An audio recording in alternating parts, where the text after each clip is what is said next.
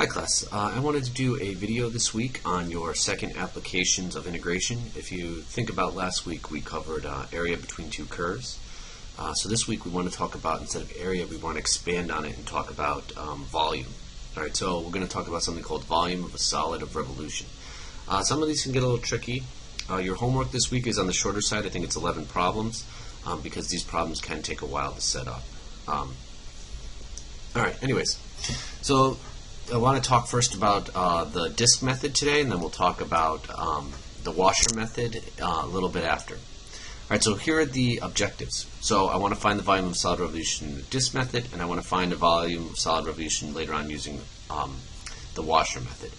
I will talk at the end, this last example, I'll do a volume of a solid with a known cross-section. That's like if you have a rectangle or a triangle in the plane region, how you could find a volume of a solid of revolution of that. Alright, but we'll start with the disk method, and we'll talk about the washer method. The washer method is actually kind of just like a direct correlation or direct application of the disk method. So once you know the disk method, the washer method is pretty easy. Alright, so let's do the disk method first today. Alright, so if a region in the plane, so imagine this is our region in the plane. So if you think, visualize, here's a y-axis, here's an x-axis, alright, I have this rectangular region, alright.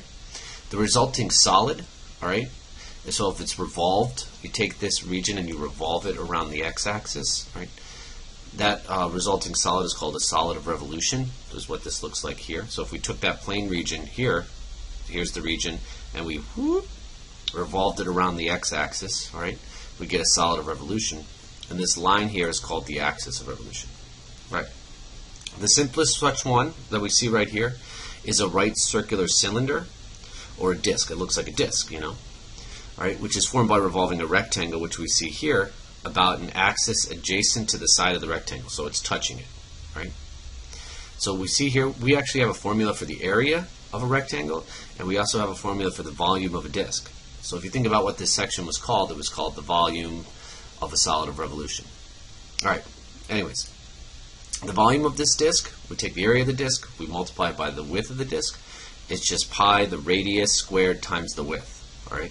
So if you wanted to, like if you're taking notes, this is really important. The volume of a disk, all right, pi, radius, we're going to see the radius a lot. We're going to talk about radius a bunch. You find that, that's the most important thing for this section, all right? So like if you think here, the radius of this rectangle is from here to here, all right? The length, or excuse me, the radius of this disk is from here to here, which is the length of the rectangle, all right? Excuse me. Alright, so pi r squared w. R is the radius of the disk, and w is the width. Width of the rectangle, height, or the radius of that rectangle. Awesome. Okay, so to see how to use the volume of a disk, to find the volume of a general solid of revolution, alright, so consider a solid of revolution formed by revolving the plane region that we see right here. So we have this plane region here, alright, about this indicated axis. So we have this plane region from x is equal a to x is equal to b. Alright, so what we're going to do is we're going to form, you know, just like when we were doing area, it's like, oh, okay, we'll use rectangles to estimate the height here, and we'll take this disk here and revolve it around the axis. We'll use representative rectangles across the entire object. You notice if we use representative rectangles, right, it looks kind of like choppy. It looks like a bunch of disks on top of each other. Alright, so notice here, here's the important things for this. We have delta x, that's our width, and we have r, the length of the rectangle is our radius, right? So this is our width and our length. So if you think about this, it's like, oh, this is great. This is, you know, just a bunch of disks, but it's not perfect. So if you remember from like Calc 1 when you're doing area under the curve, it was like, well, how do we make it better? Well, we shrink the width. We shrink the width. We keep making smaller and smaller rectangles. Alright, anyways, to determine the volume of the solid, consider representative rectangle in the plane. This is a representative rectangle right here. When this rectangle is revolved around the axis, it generates a representative disk whose volume we'll call delta V. So the volume of this disk, or this rectangle revolved around here, all right, is this like yellow disk, okay? The volume of this disk is given by pi r squared delta x, which is the width. All right. So approximating the volume with n disks, so if we were to do 10, 5, whatever, all right, each having a width of delta x and a radius generated by r of x of I. Well, what that means is x of I is an x value in the middle of this rectangle, and it goes up and hits the curve. Well, how do you approximate the height of that curve? Well, you use the function. So r, the functional value evaluated that x of I, right, squared times delta x. All right, so the volume of the solid, we'd sum up all the rectangles, the volume of each of the rectangles, and this is what we would get right here. All right. Well, you know that the approximation appears to become better and better as the width, so that this right here means the width, the change or the delta goes to 0, all right, so that there's an infinite number of rectangles. So we can find the volume of the solid as, well, this looks kind of like a Riemann sum. So you can approximate, or Riemann sums are equal to the integral. So it's pi, you're going to integrate from a to b,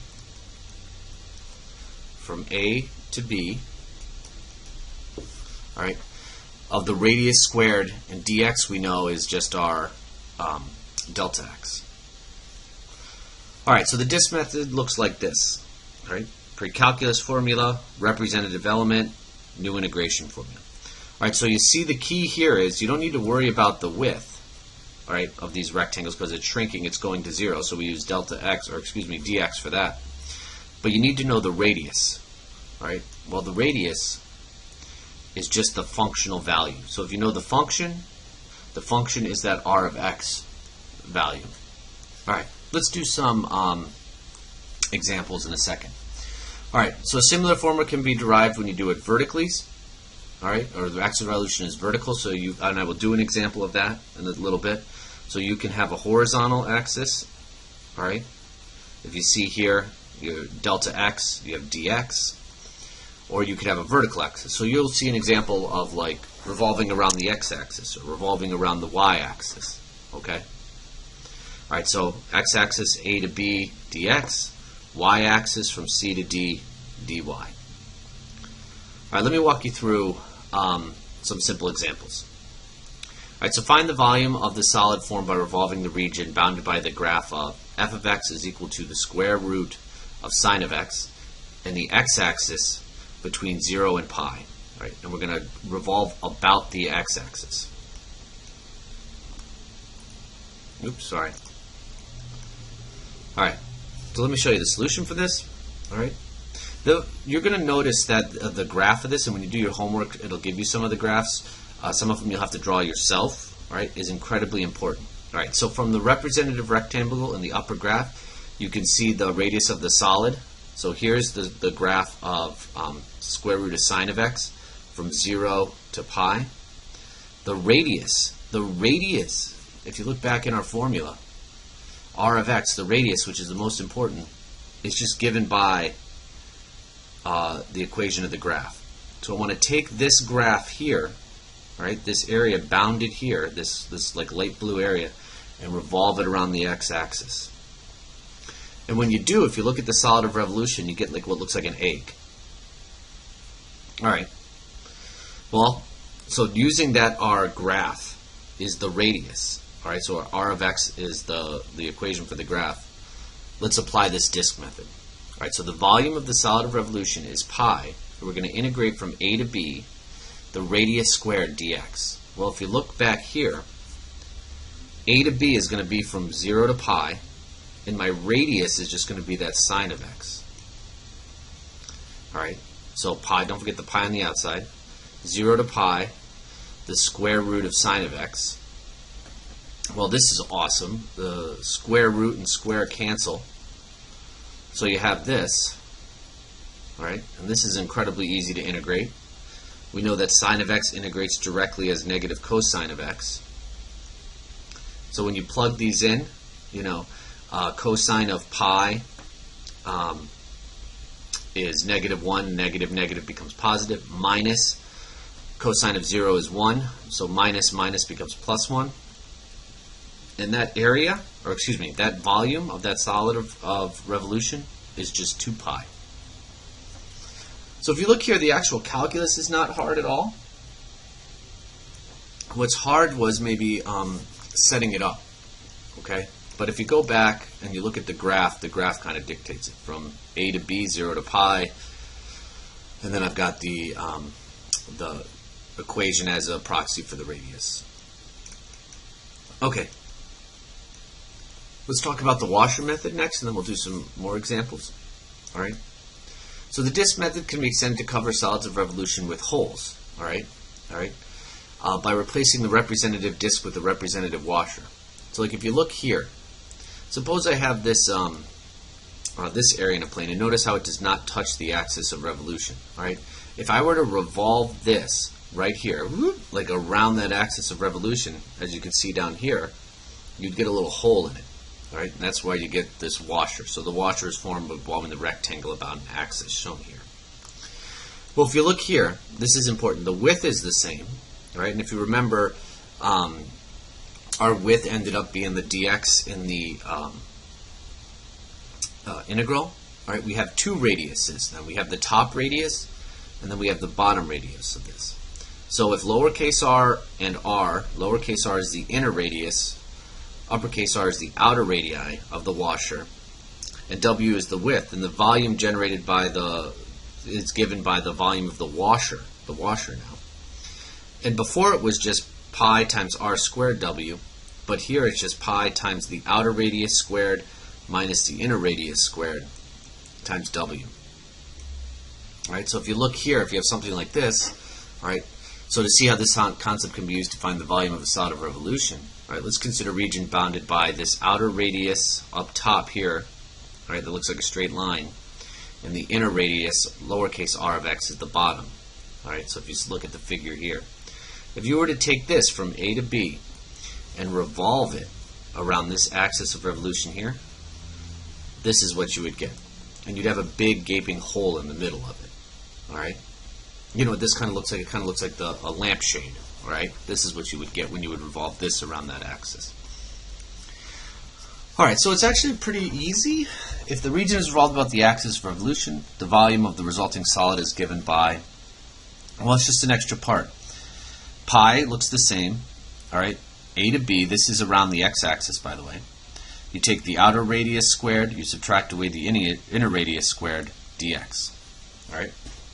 So note that the integral involving the inner radius represents the volume of the whole, okay?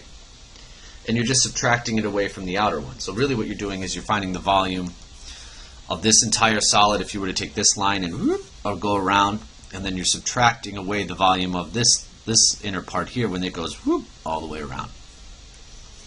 All right, so it's just another integral, and setting it up is the most important part. All right, so let's do some examples here. So find the volume of the solid formed by revolving the region bounded by the graphs of y is equal to the square root of x and y is equal to x squared about the x-axis. All right, so the top one here, all right, the top one here is the square root of x.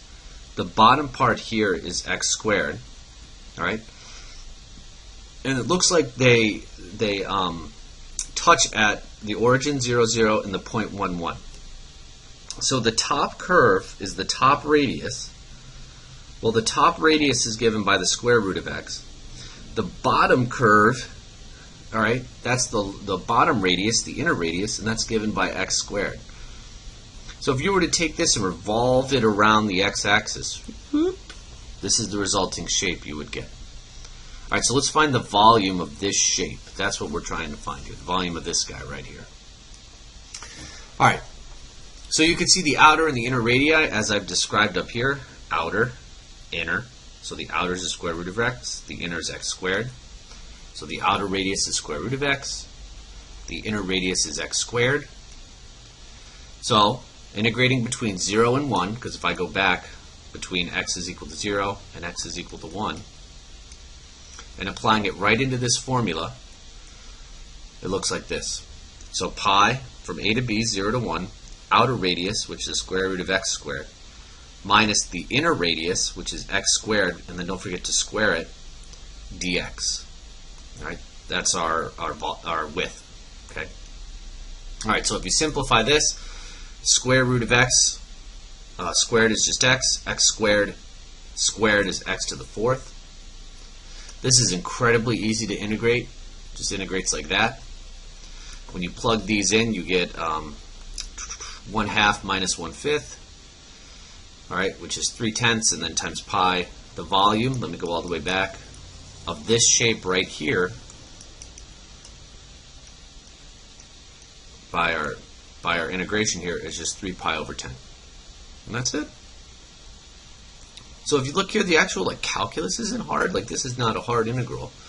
What was hard is looking at the picture, or figuring out what the picture is, figuring out what the two radii is. That's the hardest part. All right. All right, so in each example so far, the axis of revolution has been horizontal. All right, so it's been the x-axis basically. All right. And you have to integrate with respect to x. An example in the next one that I'm going to do, the axis of revolution is vertical, and you integrate with respect to y.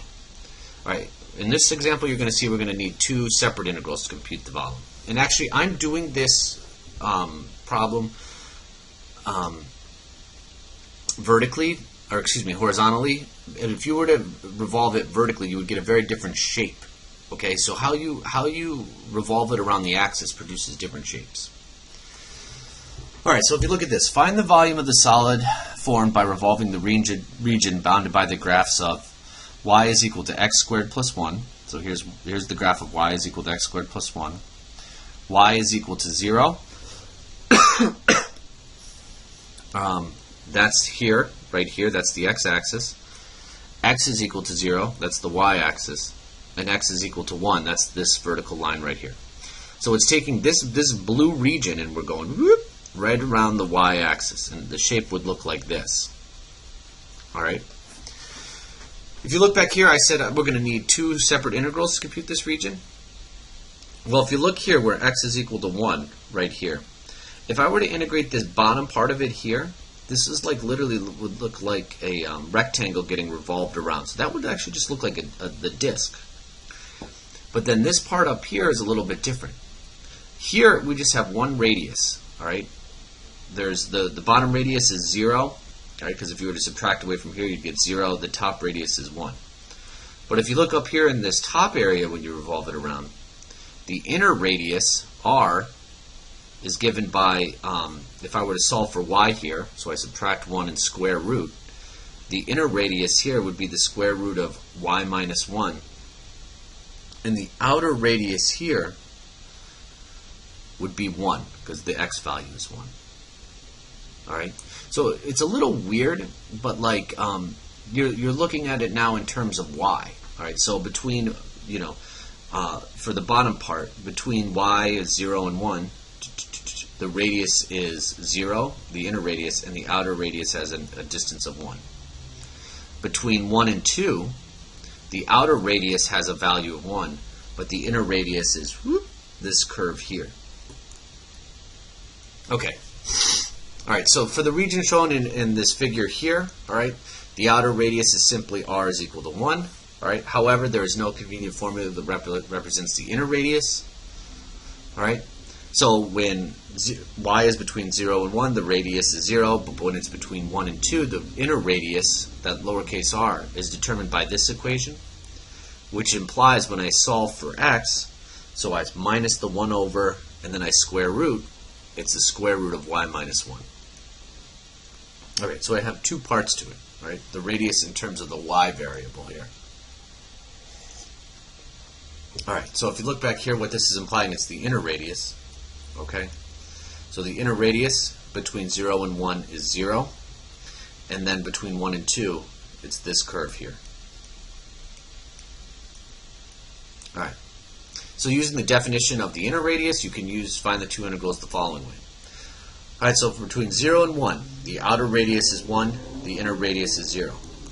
Between 1 and 2, the outer radius is 1, and the inner radius is the square root of y minus 1. So when you square both of these, it's really, really easy when you simplify it. This is just 1 minus 0. This is 1. This is minus y minus 1, so 1 minus minus plus 1 becomes 2 minus y. And look at these two integrals. They're like incredibly easy. They're like incredibly easy. So when you integrate them, you get this. And when you simplify this, I won't bore you with the simplification. You get this. And it just simply sums to 3 pi over 2. Alright, so this one was a little bit harder because we were doing it with a vertical axis of revolution, okay, or the y-axis.